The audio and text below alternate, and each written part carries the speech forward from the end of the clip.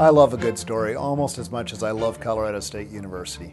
And good stories and good people are what make this such a special place.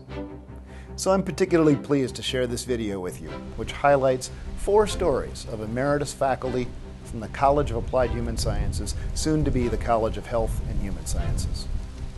Please enjoy this glimpse into the history of Colorado State through the eyes of Bruce Hall, Jim Young, Kevin Oltjenbruns, and Ellie Gilfoyle.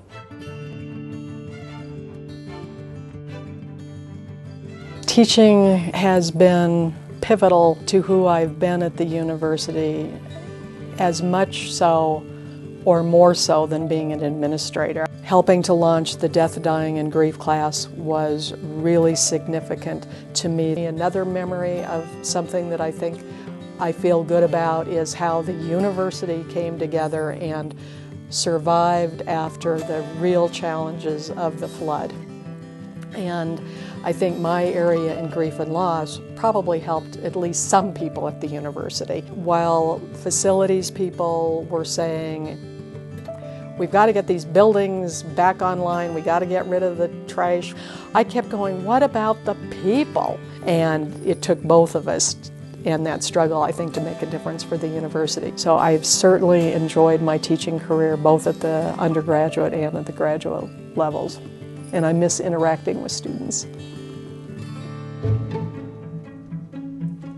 And I look back and I used to scratch my head and people would say, do you have a goal? And I'd say, oh, sure, I got a plan. Well, I didn't.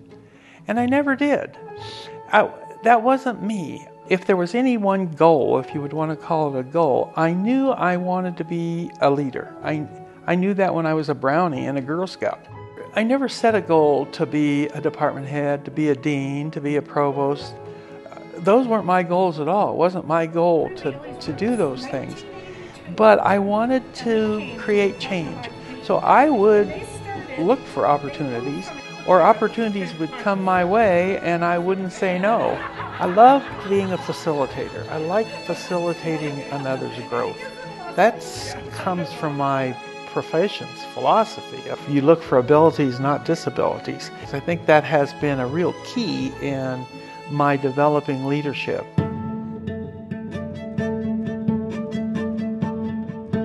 And aside to what kind of drove me in the development of the program, the father and son came up to talk to me about going into the construction program. And his question was, is this program a status program? And I had to answer no, because it wasn't there yet. But that little episode was one of those things that created my desire, I guess, to get that status program. And what exists now at CSU is way, way above that.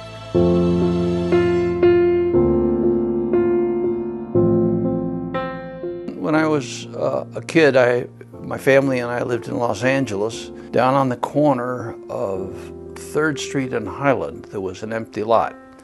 And every morning on that empty lot, someplace between 20 and 30 black men used to gather.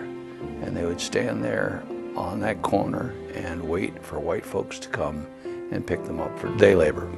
I always thought that was a strange phenomenon because it was never white folks lining up on the corner. It was always black folks. And when I asked my mom and dad about it, they sort of explained the economy of it, but did not explain the demographics of it.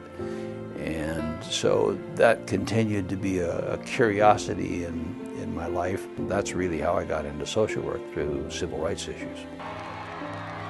I can't tell you how gratifying it was to see Barack Obama elected for the second term. Think of what those guys standing on the corner of 3rd and Highland would have thought. What would their experience have been? I think people learn best from doing things.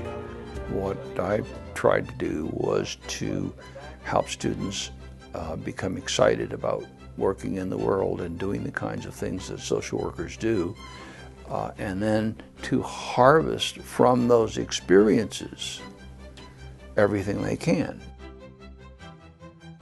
I hope you enjoyed hearing from these special people about their incredible legacy that they've left here at Colorado State University.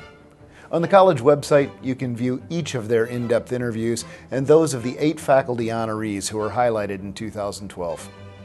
We pay tribute to their careers and to their commitment to our great university.